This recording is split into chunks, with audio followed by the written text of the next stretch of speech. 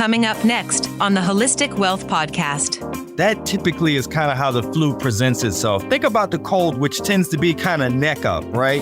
The runny nose, maybe the eyes, that sort of thing. That tends to be a little bit easier, but that feeling like you got hit by a truck feeling, that's almost always the flu. And that's why it's important when you make sure that you have a good relationship with your doctor ahead of time to get on these symptoms early. Luckily, there are some wonderful things that are over the counter that we can really utilize to make a difference. But first, you want to think, okay, Dr. Redcross said. You're listening to the Holistic Wealth Podcast with host Keisha Blair, author of Holistic Wealth and founder of the Institute on Holistic Wealth. And now, here's your host, Keisha Blair.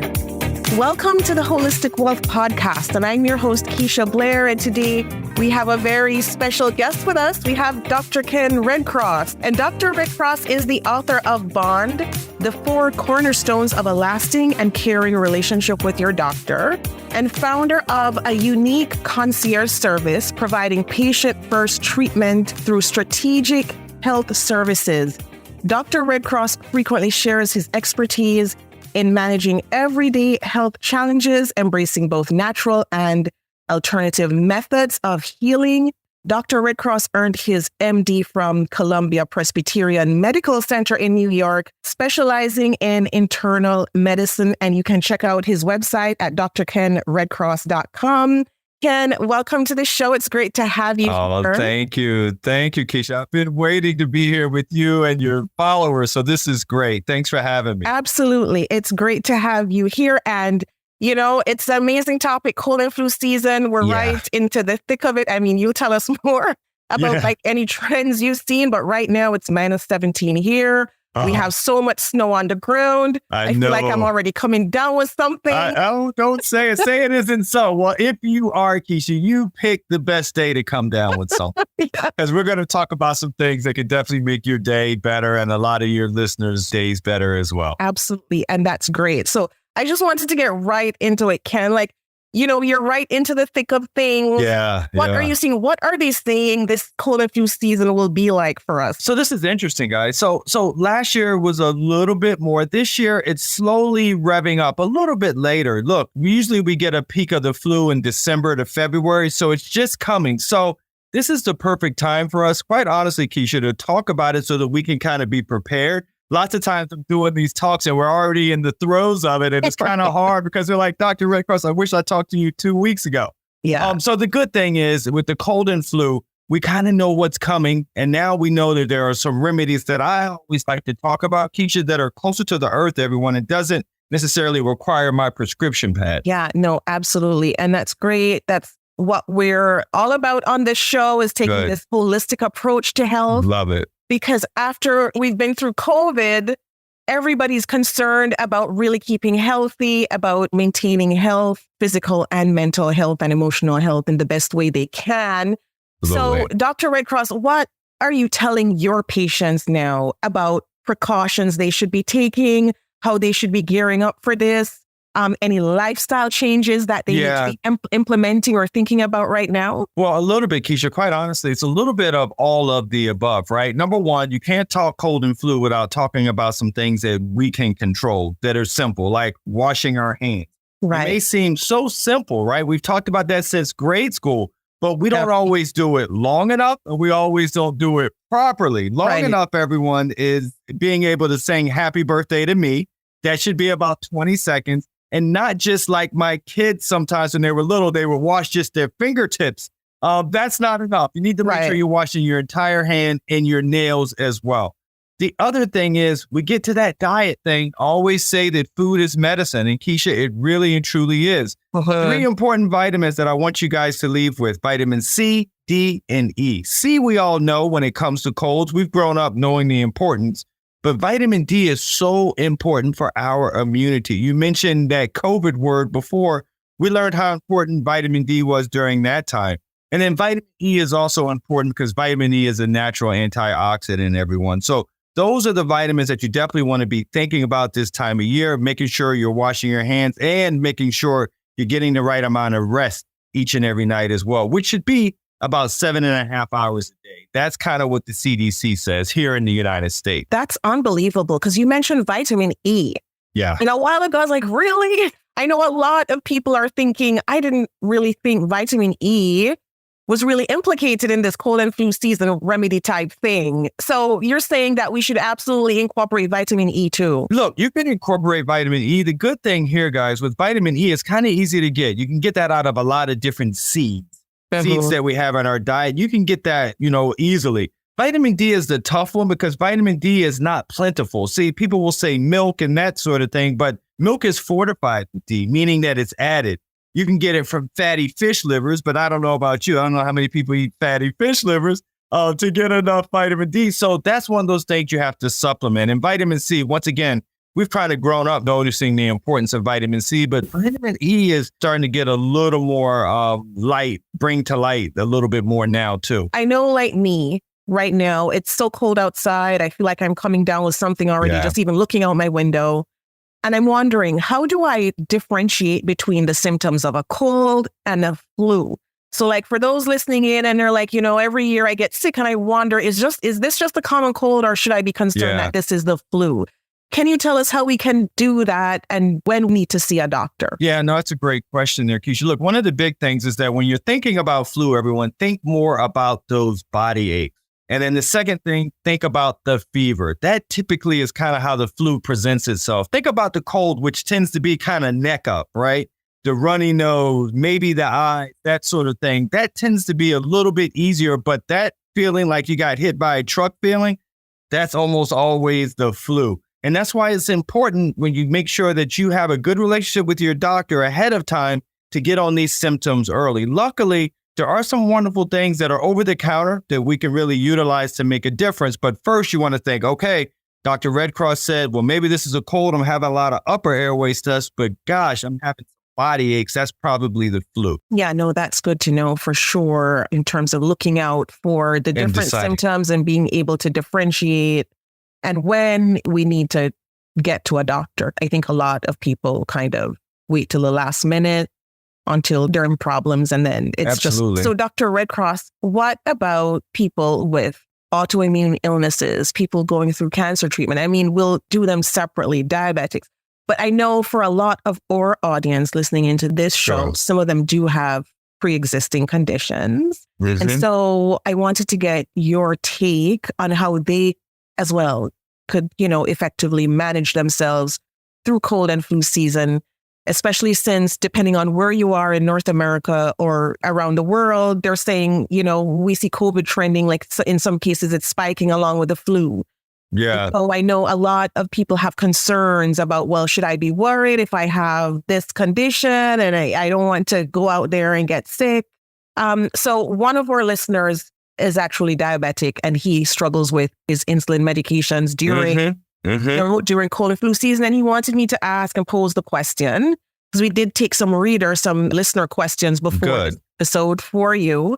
Thank you. He just wanted me to pose that question to you about how he could better manage that as a diabetic going through cold and flu season. Well, I'll tell you this, one of the good things, if there is anything good with cold and flu season, some of the things we've talked about is the same for those who have any other chronic illnesses or challenges. Now, for that particular diabetic that you're talking about, or someone with heart disease or other lung diseases and so forth, we have to be a little more careful, right? We want to make sure that we're considering things that are staying out of larger areas. Some of the things that we talked a lot about with COVID and spreading things and that sort of nature. The other thing you want to do is make sure that you're compliant with your medications. Let's make sure that we know where we are. For that diabetic, I need to know that your A1C is well controlled.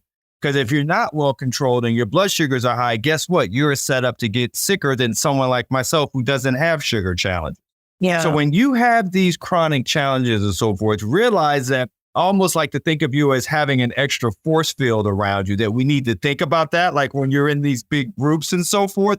So you can recognize, like, what else do I need to really make sure that I am being safe with when I'm dealing with the chronic illnesses? And most of it gets back to managing the chronic illness well, because we don't want inflammation.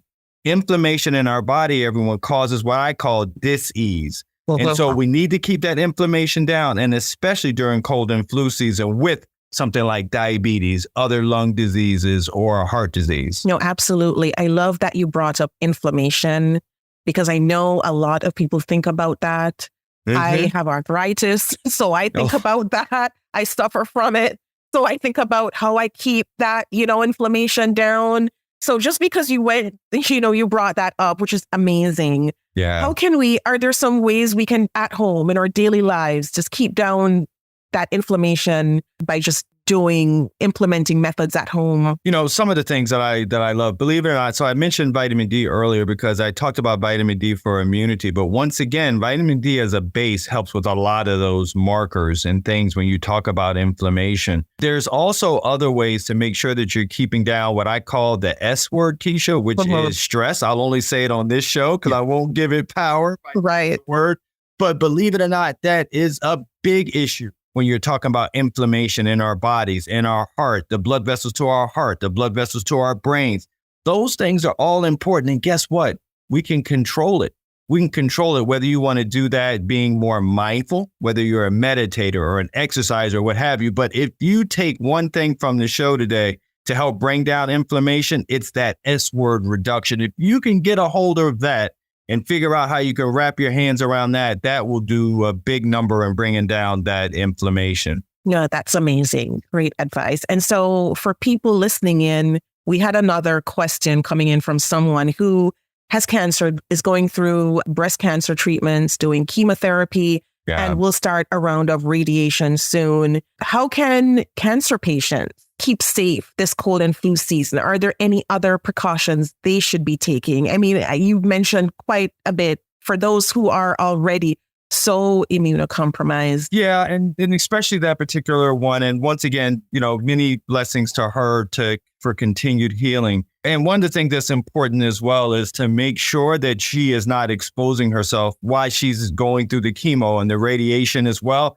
It's back to that force field I'm talking about. I'm not saying you necessarily need to be in a bubble, but you do need to have your network of people who get it, meaning those who are going to wear their mask around you, those who are going to understand the importance of hand washing, because not washing the hands of someone like her and touching one of her mucous membranes, eyes, mouth, nose, can be a really big issue. And so we want to make sure that you kind of have your family unit around you who's there to not only give you moral support, but also who understands the importance of creating this force field around her as well. In addition to some of the things that we've already talked about, like I said, the beauty of cold and flu season is some of the things we just talked about on the vitamin side of things will make a big difference. There are some other things that we can talk about on the more acute side of things. Some of these diseases we're talking about, these are chronic diseases, but on the acute side of cold and flu, there are some things that are okay that can be really, really supportive as well. Yeah, and I'd like to get into that. I think that's a good segue into talking about that because earlier in the show, you mentioned, other helpful remedies, are so helpful without the need for a prescription, for instance, but that are so supportive during cold and flu season. So could you expand and tell us more about that? Sure. So look, one of the bigger things that I love, and I learned in my practice, I practiced everyone. I trained here in New York many moons ago and went out to California, and I saw that people were living a little bit of a healthier life and they were getting better. Guess what? Without my prescription pad. And as I looked a little more, I learned that there were certain things that were very helpful for cold and flu. One in particular, which is my go-to, is called oscillococcinum. It's a long name, everyone, but it's a long name. And some people call it Oscillo, they cut it short, which is fine. The point is that it's been shown in studies to decrease the severity and the duration of flu-like symptoms, which are what? Those body aches, the fever, those things that I talked about earlier. But more importantly, it's been used for over 70 years already in Europe. So it's kind of newer age to us. But the good thing I love for my patients, I don't have to worry about drowsiness. I don't have to worry about drug-to-drug interactions with what they're taking or even side effects.